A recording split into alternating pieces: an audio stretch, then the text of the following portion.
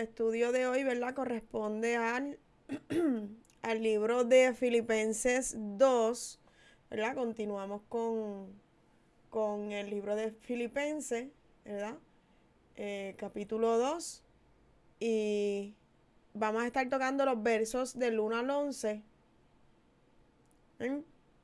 Vamos a tocar los versos, ¿verdad? Del 1 al 11 que corresponden al subtema, que es la humillación y exaltación de Cristo, ¿verdad? Eso en Filipenses 2, del 1 al 11. Vamos a comenzar, ¿verdad? Leyendo los primeros dos versos, como de costumbre, para entonces dar paso así, ¿verdad? Al estudio completo. Y la palabra del Señor se lee en el nombre del Padre, del Hijo y de su Santo Espíritu. Amén. Dice, por tanto, si hay alguna consolación en Cristo, si algún consuelo de amor, si alguna comunión del Espíritu, si algún afecto extrañable, si alguna misericordia, completad mi gozo, sintiendo lo mismo, teniendo el mismo amor, unánimes, sintiendo una misma cosa. Dame un segundito. Vamos a entrar, ¿verdad? Lo que es a un trasfondo histórico, ¿verdad? Valga la redundancia, ¿verdad? Como es de costumbre. Para poder entender, ¿verdad? Por qué el apóstol Pablo le escribe a la iglesia de Filipenses, a la iglesia de Filipo, le escribe sobre lo que es la humillación y la exaltación de Cristo, ¿verdad? Ya nosotros habíamos mencionado que Filipenses fue escrito por el apóstol Pablo, ¿verdad? Durante su encarcelamiento en Roma. Bajo el gobierno, y fíjese que fue bajo el gobierno del emperador Nerón, en un momento en que la ciudadanía romana era un privilegio máximo, o sea, ser romano era un privilegio. Entonces, Pablo lo que hizo fue utilizar, ¿verdad?, esa ciudadanía estratégicamente, ¿verdad?, al apelar, ¿verdad?, lo que era su derecho como ciudadano para que su caso fuera evaluado en Roma. Entonces, la ciudad de Filipo era una colonia romana, ¿verdad?, importante en Macedonia. Lo que se le conoce hoy en día, ¿verdad?, como la actual Grecia. Macedonia es lo que se le conoce ahora como Grecia, ¿verdad? Entonces, ¿qué pasa? Que Filipo fue fundada por Felipe II de Macedonia, y ya habíamos mencionado que estaba compuesta mayormente por griegos, ¿verdad?, y veteranos, ¿verdad?, del ejército que eran romanos.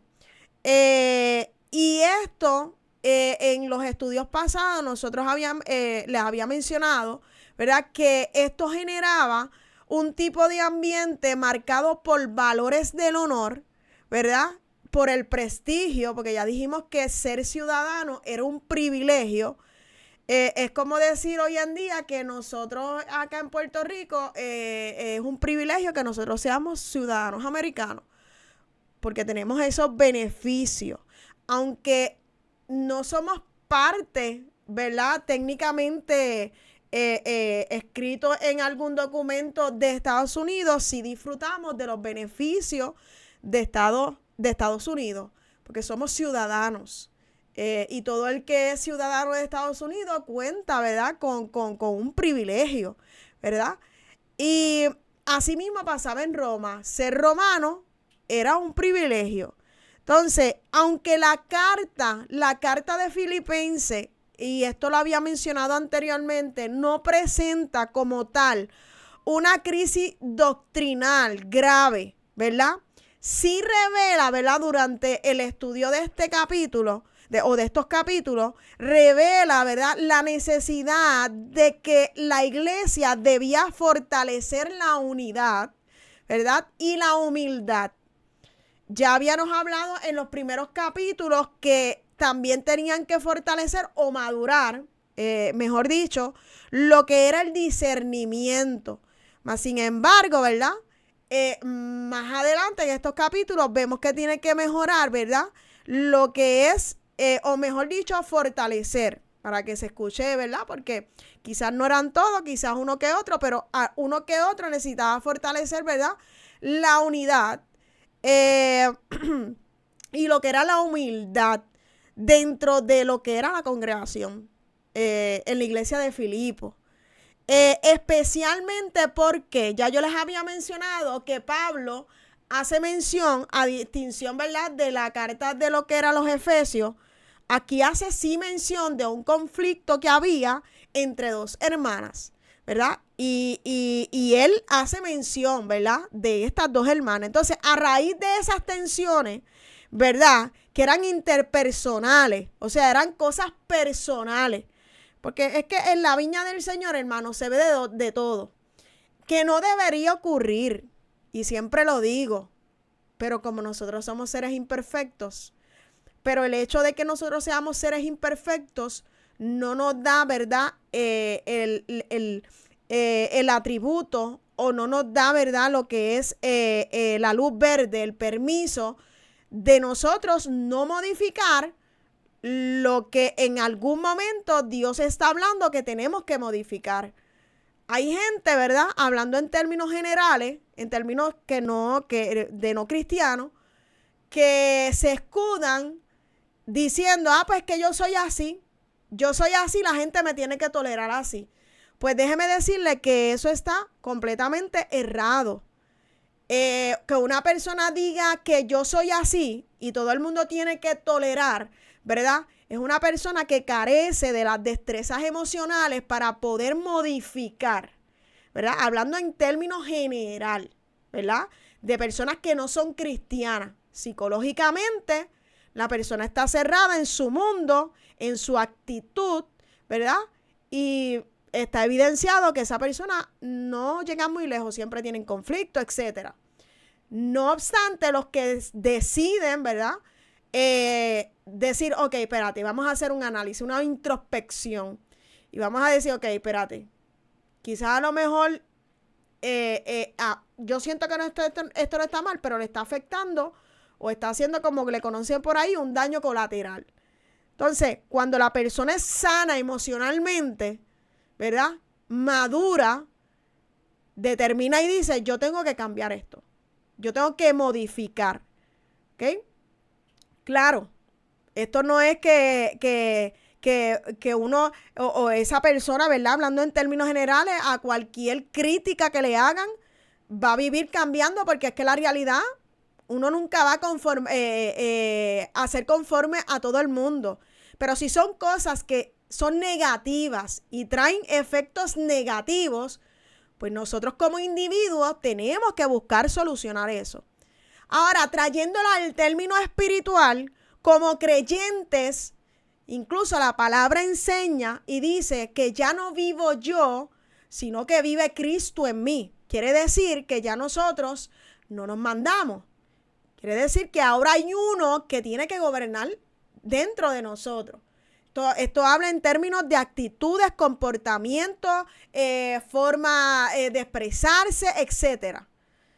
Así que nosotros como cristianos, ese lema que tiene el mundo y que tiene mucha gente que lamentablemente viven con traumas, viven con crisis emocionales internas y se refugian, se escudan porque no quieren cambiar en que yo soy así yo soy y todo el mundo me tiene que tolerar así. Pues nosotros como cristianos no tenemos, porque incluso dentro de la palabra del Señor dice que si uno está haciendo algo que es de ocasión de caer al hermano, deje de hacerlo. Y si no me equivoco, es Pedro hablándole a la iglesia, ¿verdad? Porque nosotros no podemos ser piedra de tropiezos para el hermano.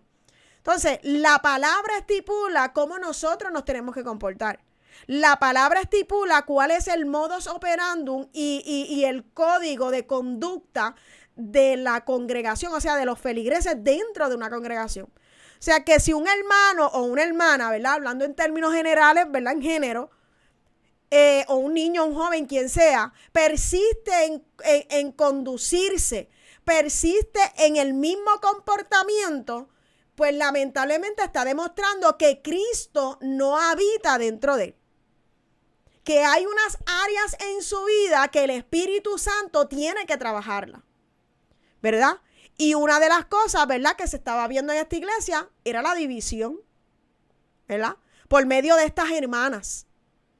Era la división y era la falta de humildad, la arrogancia, el que querían ser vistas, ¿verdad? Y este tipo de competencia de quién lo hace mejor que quién.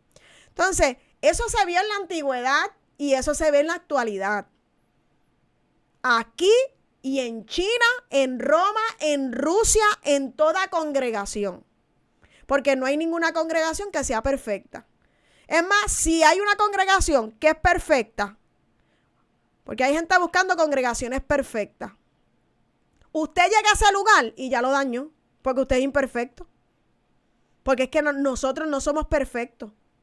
Por eso es que no existe ninguna congregación perfecta, pero sí debe existir unos hermanos dispuestos a que el Espíritu Santo trabaje con ellos. Porque el simple hecho de demostrar una actitud contraria a lo que dice la Escritura, ¿verdad?, y persistir en esa conducta, lo único que demuestra, hermano, es simplemente falta de relación con el Espíritu Santo y con Dios. Entonces, es como yo digo y siempre lo voy a enfatizar. Puede tener gabán, puede tener corbata, puede vestirse como un pentecostal de la cabeza a los pies, puede tener la falda hasta los tobillos. Que si usted no se comporta como un cristiano de verdad, usted simplemente lo que está demostrando es que hace falta el Espíritu Santo en su vida. Recuerdo en una ocasión, creo que lo conté, pero si hay alguien nuevo, recuerdo que en una ocasión yo de adolescente estaba pasando una serie de situaciones. Y recuerdo que voy donde una pastora que tuve y yo le hago la expresión como que estoy desanimada, como que esto que sí lo otro, como aquello lo otro, como que justificando. Y recuerdo que en ese momento esa pastora viene y me dice: Lady, ¿cómo está tu vida de oración? Y como adolescente o como joven, yo me sentí completamente ofendida porque a veces uno como joven, hermano, en la ignorancia, en la inmadurez, le gusta que los carguen. Hay gente que le gusta que los carguen y que siempre tienen que estar dándole la palmadita en el hombro porque si no, no caminan. Y eso demuestra inmadurez. Eso se hace con la gente que viene del mundo y va caminando y uno va ayudándolo hasta que esa persona alcance una madurez. Pero si una persona dentro del evangelio que lleva años, ¿verdad? Y hay que siempre estar dándole una palmadita para que camine, eso es simplemente, hermano, inmadurez espiritual.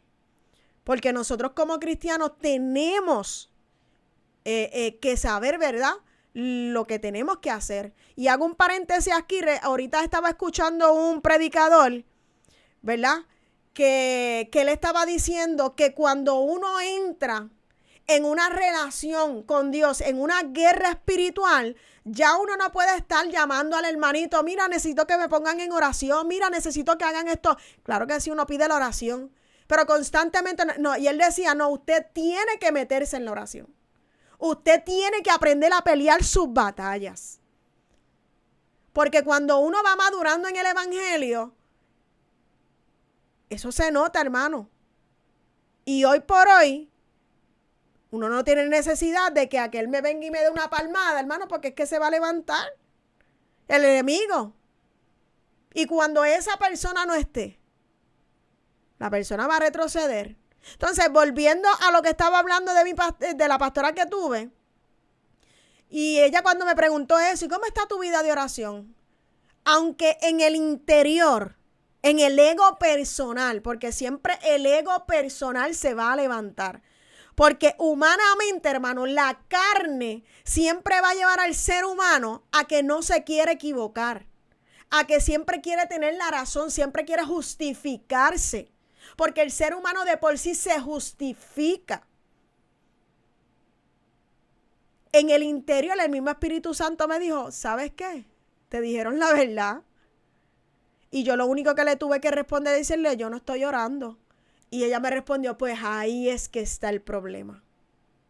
Por eso es que te sientes como te sientes. Y oye, y en efecto, yo lo hice, comencé nuevamente a orar. Y a pesar de que habían situaciones, vicisitudes, hermano, yo me mantenía firme caminando. Era como si estuviera pasando un vientito por el lado, ¿verdad? Porque nosotros como cristianos tenemos que aprender a madurar. Entonces, ¿qué pasa? Que eso pasaba en la iglesia de Filipenses. Estaban estas dos hermanas que no eran muy maduras, que estaban creando un conflicto dentro de la iglesia, estaban creando una división. Y si yo me fuera más profundo y yo me fuera a imaginar con todo lo que yo he vivido y las experiencias, hermano, yo me los imagino a ellas, unas teniendo un grupito y metiéndole cizaña de aquel y otras metiéndole cizaña del otro. Yo me lo imaginaba así, hermano. Entonces venía aquel y se paraba en el púlpito y empezaban a burlarse de él. Mira aquel, mira el otro. Así yo me lo imaginaba esto cuando estudiaba Filipenses. Sí, hermano. Y el domingo mi sobrina me invitó para la iglesia, que es donde va mi hermano. Y me gozaba porque el pastor, ¿verdad? Estaba predicando y yo me gozo con él porque me gusta mucho, ¿verdad? La palabra, ¿verdad? Cómo Dios lo usa. Y aunque él no es de mucho grito ni mucho brinco, él es pasivo, pero cuando el poder lo coge, lo coge. Y dentro de muchas cosas que él hablaba, muchas cosas me confirmaba. Y él decía, hermano, todo el mundo tiene una gracia. No todo el mundo tiene la gracia para predicar. No todo el mundo tiene la gracia para enseñar. No todo el mundo tiene la gracia para cantar. Hay quienes la tienen. No todo el mundo tiene la gracia para profetizar, porque esto es por gracia. Y él decía, y nadie debe sentir celo.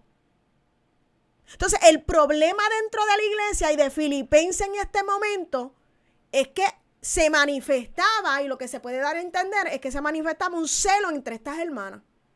Hermano, porque cuando el celo entra en la vida de un creyente, eso carcome. Tú ves a la persona, hermano. Ven a la persona y lo que quieren es enterrarla. Mucha gente no quiere ni verla. Porque cuando el celo se incrusta dentro del corazón de un creyente, hermano, le desean hasta la muerte. Muchos esperan hasta que se muera. ¿Qué fue lo que pasó con Caín y Abel? Que el celo entró en su corazón y mató a su hermano. Eso no lo vemos de ahora y nadie se puede ofender el porque esta palabra se predique o se hable de la forma que se hable, porque eso no pasa de ahora. Hay gente que le molesta que se hable esto, pero es que esto no pasa desde ahora, esto pasó desde el inicio. Es más, desde el cielo. ¿Qué fue lo que le entró a Satanás? El celo. Y por eso quiso ser igual a Dios. Entonces, el celo lo que trae es destrucción. Y estas hermanas estaban trayendo unas tensiones dentro de la iglesia. Mira, hermano, y hay una cosa tan horrible. El que es espiritual lo puede sentir. Pero es horrible, hermano, cuando se ve esta manifestación dentro de la iglesia, este celo, estas contiendas, estas tensiones, hermano. Entonces son el obstáculo para que el Espíritu Santo se pueda mover. Entonces muchas veces dentro de las iglesias quieren ver el poder de Dios caer, pero es que el poder de Dios no puede caer porque hay contienda y hay celos. Entonces, Pablo, al igual que en esta noche, él lo que hace es una exhortación y tratar de prevenir que estas cosas pasen en la iglesia porque se supone que no pasen en la iglesia. Entonces, ¿qué pasa? Que historiadores como Tácito y como Seutonio evidencian, hermano, gente que no son cristianas, eran historiadores seculares, evidencian el desacuerdo, hermano, que había entre Bodia y Sintique. Mira hasta dónde había llegado. Que la sociedad veía eso. Porque la gente que está afuera sabe, hermano, cuando dentro de la iglesia hay problemas. Por eso es que nosotros como cristianos no es vivir de apariencia. Es que nosotros tenemos que sacar todo lo que haya malo dentro de nuestro corazón, someterlo a los pies de Cristo y arreglar las cosas. Porque el que está afuera ve. Por eso es que la iglesia tiene que ser sin mancha y sin arruga. Porque nosotros somos cartas abiertas. Entonces, otra de las cosas que estos dos historiadores, ¿verdad?, describen, era una sociedad donde el honor público, la búsqueda del prestigio y las rivalidades, hermano, personales, porque eran rivalidades personales, hermano, porque hay gente que, y dentro de la iglesia, que todo lo tienen personal, todo lo cogen personal, esa es la realidad, y todo lo tienen personal. Entonces, vuelvo y recalco, quieren que el poder de Dios caiga, pero entonces le ponen una barrera al Espíritu Santo para que el poder de Dios caiga. Porque entonces, lo triste es, hermano, que muchas veces queremos ajustar al Espíritu Santo a lo que nosotros queremos. Queremos que el Espíritu Santo le pique la cabeza a los que nosotros queremos que le piquemos la cabeza. Queremos que el Espíritu Santo haga lo que nosotros queramos. Y la realidad es que somos nosotros quienes nos ajustamos al Espíritu Santo. Somos nosotros los que nos ajustamos a la palabra del Señor. La palabra de Dios no se ajusta a nosotros. La palabra del Señor no se utiliza para nosotros justificar,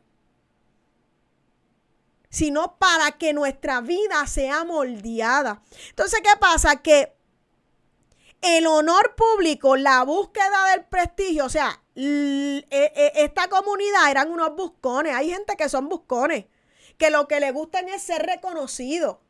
Hay gente que le gusta ser vistos. Y fuerzan para que sean vistos. Pero hay una cosa, hermano, que yo siempre aprendí desde muy pequeña. Y es que de nada nos sirve, hermano, ser visto por los hombres cuando allá arriba Dios está diciendo: yo no te conozco. Yo a ti no te conozco. Entonces nosotros tenemos que procurar, o la iglesia tiene que procurar, que independientemente trabajemos detrás del telón, Dios nos está viendo. Recuerdo un pastor que decía que las personas, los miembros más importantes dentro de una iglesia, los que fortalecían en la iglesia, eran los que se encerraban en secreto a orar, que quizás no cogían un púlpito, no cogían un micrófono, no cogían ningún tipo de cargo en la iglesia, pero estaban orando. Esos eran los que sostenían la iglesia. Entonces, ¿qué pasa? Que dentro de las rivalidades que eran personales, ¿verdad?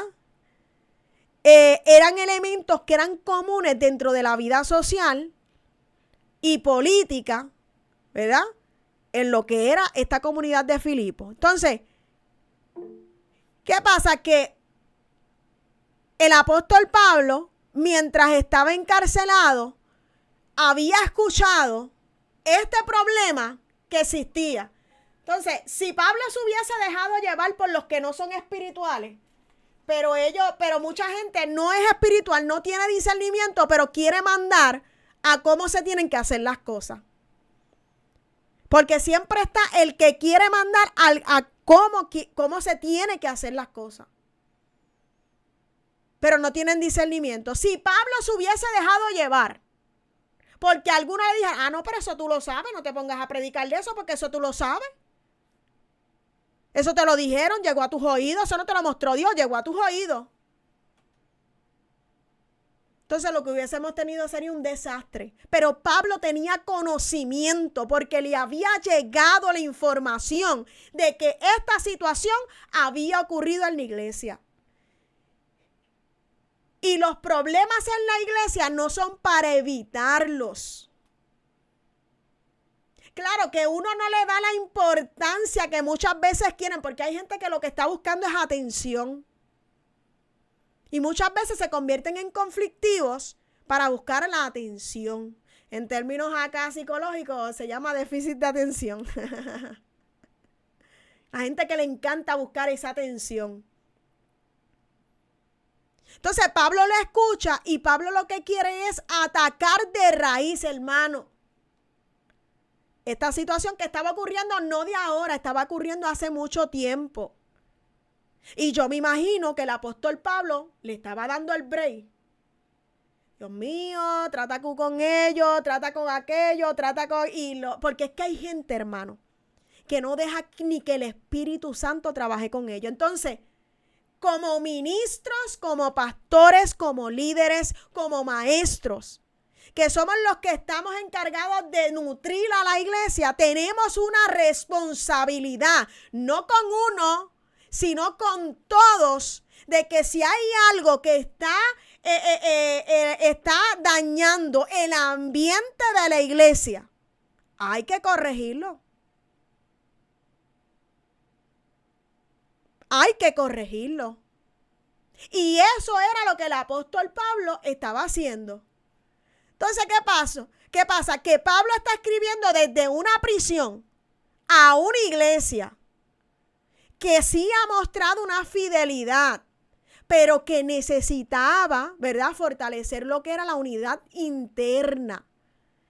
O sea, la comunidad cristiana parecía que enfrentaba, hermano, ciertas tensiones que ya lo mencioné, relacionales, de relación, cómo relacionarse, porque es que hay gente, hermano, que no tiene eso, hermano, para relacionarse con los demás. Todo es un conflicto, todo es una guerra. Entonces, aunque no se trataba de una crisis doctrinal, como las que pasó en Gálatas y las que pasó en Corintios, entonces, Pablo se siente, hermano, motivado a exhortar a la iglesia, basándose en que en las relaciones fraternales. Por eso es que dice, si alguna consolación, si algún consuelo de amor, si alguna comunión del Espíritu, si algún afecto, si alguna misericordia. O sea, había ya una relación fraternal que ya existía entre los creyentes.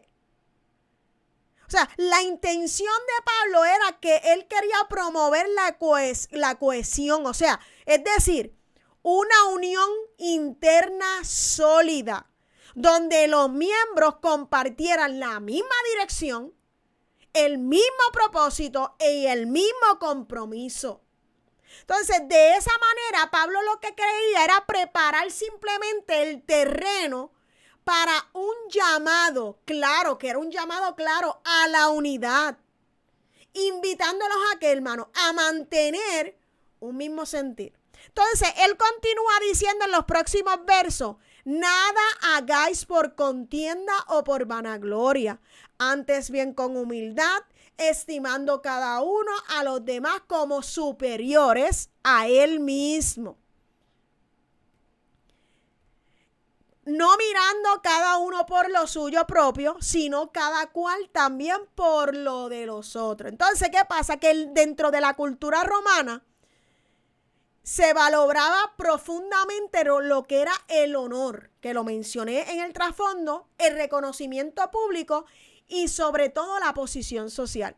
O sea, estos elementos dentro de lo que era la comunidad romana, la cultura romana, definían la identidad y el estatus de una persona dentro de la comunidad. Estamos hablando dentro de la comunidad, porque dentro de la iglesia estas cosas no existen. Entonces, por esa razón, las asociaciones que habían y los grupos del mundo greco-romano frecuentemente, hermano, experimentaban conflictos por influencia y prestigio, porque es que cuando hay estatus, hermano, lo que va a haber es una competencia. ¿Quién es mejor que quién? Yo lo hago mejor que tú. Entonces, eso estaba ocurriendo en las comunidades grecorromanas. Entonces, la competencia, hermano, era parte natural de la vida social dentro de los romanos. O sea, en ese contexto, Pablo se ve motivado, hermano, a escribir para simplemente contrarrestar esas actitudes competitivas, que lo que podrían surgir dentro de que podrían surgir dentro de cualquier comunidad del siglo I, incluyendo la iglesia. Porque la iglesia no estaba exenta. Entonces, la intención que Pablo simplemente tenía era simplemente evitar que los intereses individuales, porque hay como individuos, cada uno de nosotros tenemos distintos intereses. El interés que yo tengo como individuo no es el mismo que quizás tenga los hermanos aquí, y así sucesivamente. Entonces, ¿pero qué él quería? Él quería evitar que esos intereses personales dominaran la congregación y simplemente desviaran el enfoque del evangelio, que lo vamos a ver en los siguientes, ¿verdad? Versículos. O sea, Pablo simplemente quería reducir las rivalidades personales que habían dentro de la iglesia y fomentar que relaciones saludables. Y déjeme decirle que esa es la práctica de lo que es hoy en día la psicología, que la gente tanto le tiene miedo. Dentro de lo que es el ámbito secular, la psicología lo que pretende es tener individuos saludables que se puedan relacionar. Y mira, hermano, a veces a mí me da hasta una vergüenza ajena que la gente que no conoce a Dios pretenda tener esto, y la gente que está en la iglesia lo que anda muchas veces en conflictos y en rivalidades. Que eso no es bíblico. Entonces, Pablo lo que quiere aquí es decir, ok, mira, está ocurriendo esto. Estas costumbres vienen de afuera, porque esto viene de afuera. Porque esta era la costumbre de afuera. Pero dentro de la iglesia esto no puede ocurrir. Porque en las relaciones dentro de la iglesia no pueden haber rivalidades. Y las relaciones que hayan tienen que ser relaciones saludables. Entonces, él lo que buscaba era simplemente promover la preocupación que no solamente tenía Pablo, sino que tenían muchos dentro de la iglesia. Porque hay miembros, hermanos, que ven este tipo de comportamiento y uno se preocupa. Y si no fuera por la misericordia de Dios y porque el Espíritu Santo dice, no, déjame a mí. Mira, hermano, uno diría, uno diría muchas cosas, diría. Porque había una preocupación dentro de los creyentes, dentro de la iglesia de Filipo, por este tipo de comportamiento, este tipo de actitudes que lo que hacen es dañar la unidad de la iglesia. Entonces, Pablo lo que hace es que, de modo que la comunidad cristiana tenía que reflejar el carácter de Cristo. ¿Y cuándo usted vio a Cristo en los evangelios con este tipo de comportamiento? Nunca. ¿De dónde viene este comportamiento? Del mundo, de las culturas del mundo, que el mundo se quiera meter dentro de la iglesia. ¿De dónde salen estas rivalidades, estos celos, estas enemistades, todas estas cosas? De la carne, de la concupiscencia, que está atada, está viciada al pecado. Entonces, vuelvo y hago el paréntesis. Se quiere que el poder de Dios caiga, pero con rivalidades no se puede. Se quiere que el poder de Dios se manifieste en la iglesia, en la vida de cada creyente. Ay, que como era antes, que como era. Pero entonces, si el Espíritu Santo no puede habitar donde hay contiendas y donde hay pleitos, porque es santo. Y como Él lo examina todo, y hay gente que está obstaculizando, y el Espíritu Santo, mira, yo le voy a decir una cosa, la palabra del Señor dice que horrenda cosa es caer en manos de un Dios vivo. Uno como líder, como humano, no hace nada por misericordia de Dios, porque si fuera por eso, hace tiempo estuviéramos nosotros talados. Pero cuando venga el Espíritu Santo a cortar de entre medio lo que está estorbando que Él se pueda manifestar con libertad, ahí yo le voy a decir que va a ser otro cuento. Entonces Pablo quería que reflejaran el carácter de Cristo en un entorno donde ellos estaban rodeados, donde la gente lo que le gustaba era competir. Entonces, ¿qué pasa? Que sigue diciendo el verso 5 y 6, haya pues en vosotros este mismo sentir, este sentir que hubo también en Cristo Jesús, el cual, siendo en forma de Dios, no estimó al ser igual a Dios como cosa a que aferrarse. El mejor ejemplo, hermano, lo dio Cristo. No fue Pablo, no fue Pedro, no fue Jacobo, no fue Felipe, no, fue Cristo. No fue Mateo, no fue ningún profeta, fue Cristo. El mayor ejemplo de cómo usted y yo nos podíamos comportar.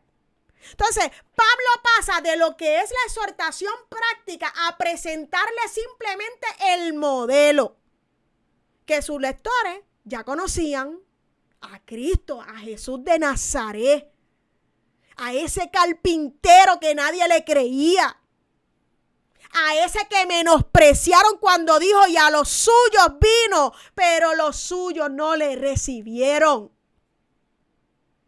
A ese que fue menospreciado y nunca tuvo una sola rivalidad. Entonces, muchos estudiosos, fíjese, consideran que aquí es donde se comienza una composición poética o un himno cristiano primitivo de la iglesia del primer siglo, que ya ellos recitaban. Pablo aquí se ve motivado a proporcionarle el ejemplo que respaldaba las exhortaciones que él estaba dando a la iglesia. Porque hay que tener fundamento. Entonces, el ejemplo supremo es Cristo, hermano. Es Cristo. Y el propósito que él tiene con estos versos, hermano, era introducir la primera parte de una secuencia narrativa de un himno. Que este himno, Pablo muestra cómo Cristo, siendo Dios, se hizo hombre. Se humilló hasta la muerte en la cruz para que cada uno de nosotros pudiéramos ser salvos. Entonces, en pocas palabras, aquí no hay nadie que tiene que competir.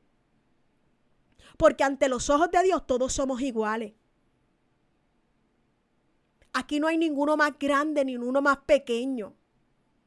Y por más que se haga, Dios los va a ver a todos iguales. Dios no le va a dar un puesto de privilegio en el cielo a nadie. Todos vamos a ser hermanos.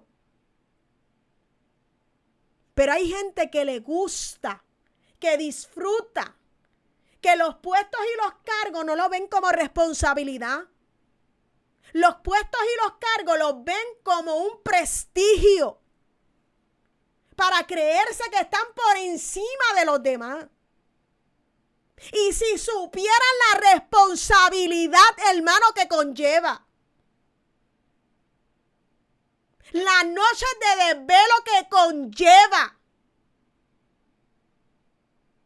los señalamientos, las burlas. Porque hay gente que lo que le gusta es los puestos para sentir que son alguien, porque han perdido la identidad que solamente Cristo puede dar.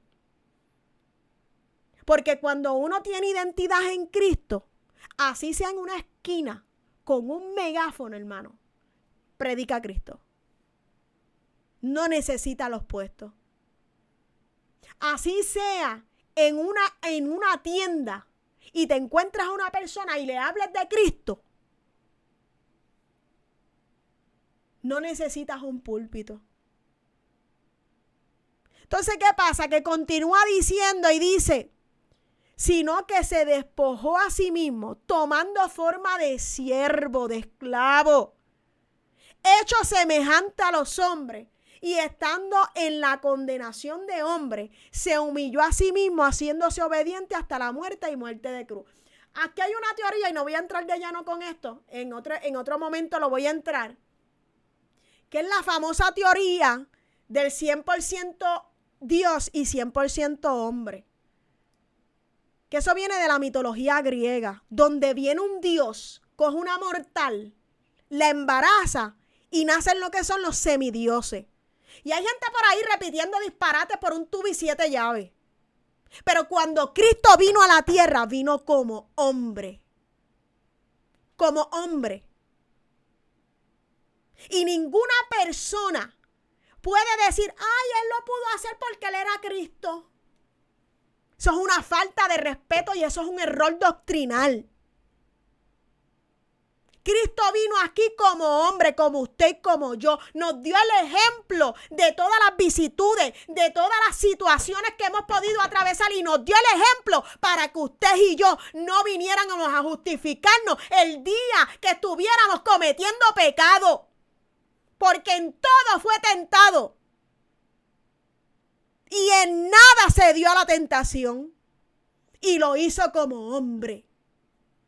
Lo que pasa es que la gente escucha por ahí disparate y lo sigue repitiendo. Y aquí no hay ninguna mitología griega, aquí no existen los semidioses ni nada. Aquí solamente existe un Dios. Pero esas cosas se han introducido dentro de la iglesia.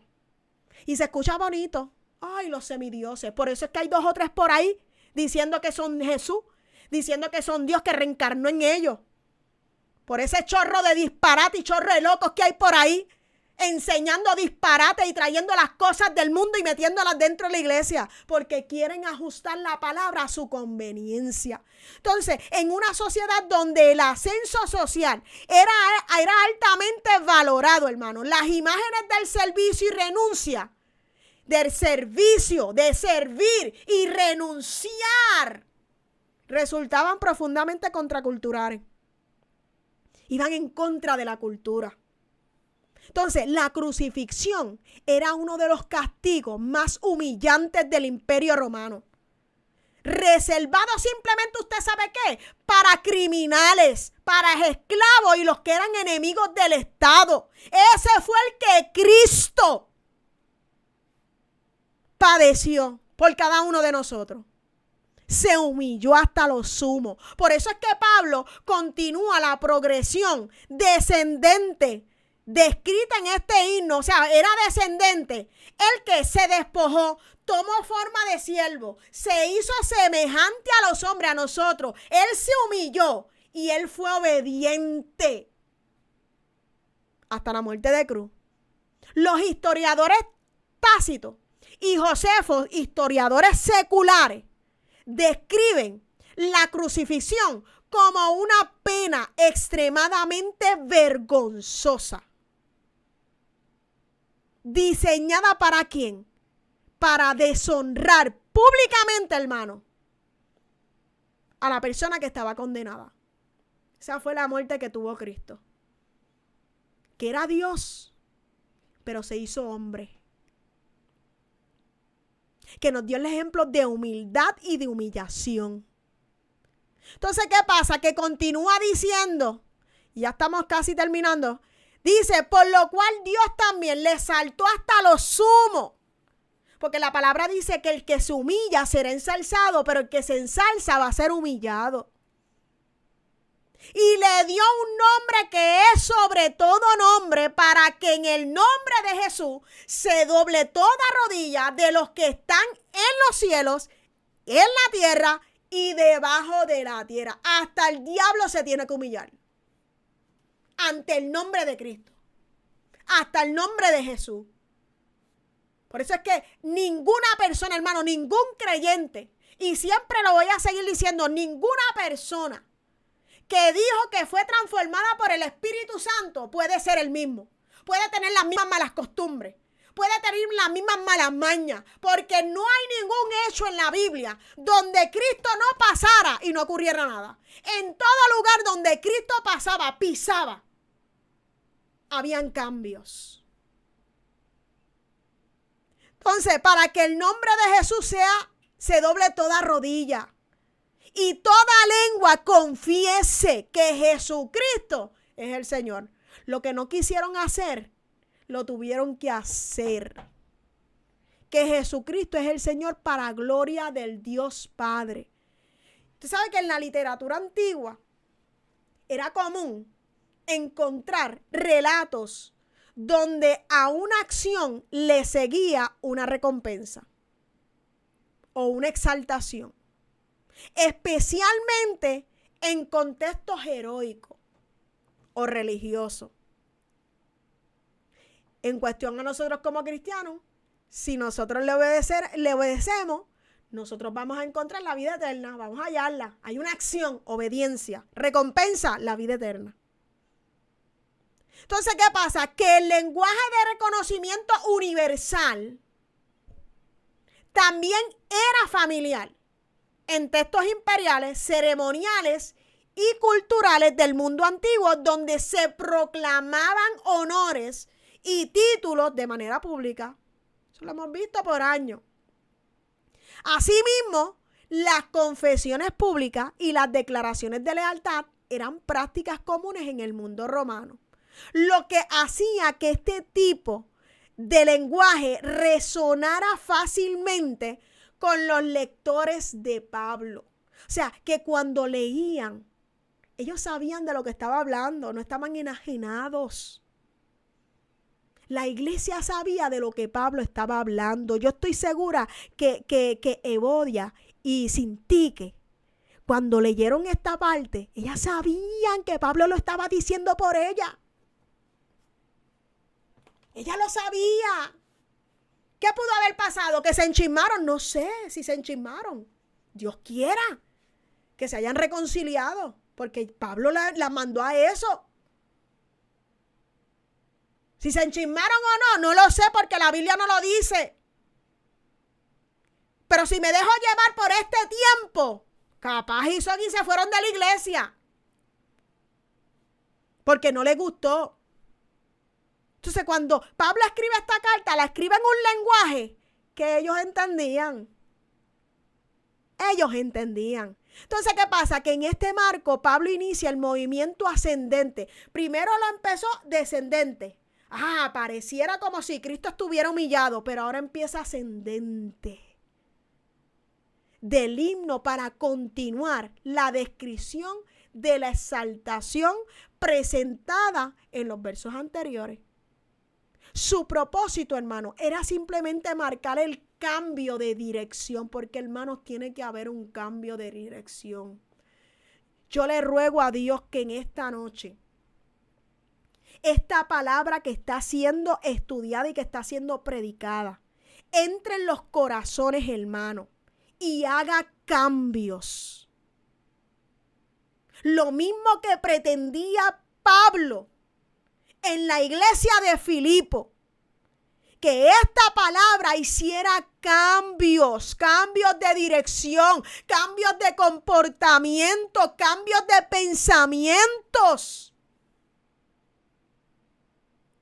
Entonces, Pablo lo que quería, tiene que haber un cambio de dirección dentro de lo que era la estructura, mostrando que el alcance universal del reconocimiento que es Cristo que recibe aquí. El que recibe el reconocimiento es Cristo.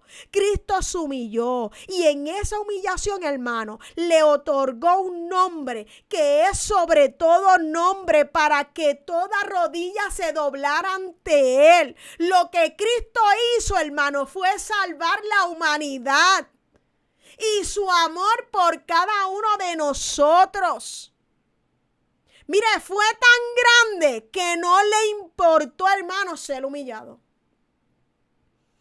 Ese, hermano, es el ejemplo que la iglesia de Filipo debía abrazar, y el modelo que sigue guiando, hermano, a la iglesia hoy en día. Y finalizo con esto, hermano. La enseñanza de Pablo en estos versos de Filipenses capítulo 2 simplemente están revelando que la verdadera grandeza del evangelio, hermano, no se encuentra en la búsqueda humana del honor, en la búsqueda del prestigio, en la búsqueda del reconocimiento, sino en el camino de humildad que Cristo mismo recorrió. Al observar, hermano, el contexto romano lleno de competencia, jerarquía y exaltaciones públicas, hermano, entendemos aún más la fuerza contracultural del mensaje de Pablo. La iglesia está llamada, hermano, a vivir de manera opuesta al espíritu de este mundo. Y usted sabe quién es el espíritu de este mundo: Satanás y sus demonios. Así que nos ayude Dios, finalizo ya, nos ayuda el Señor, ¿verdad?, a que nosotros podamos entender que lo que Dios quiere es la unidad y lo que Dios quiere es la humillación. Así que los dejo con el pastor. Dios les bendiga.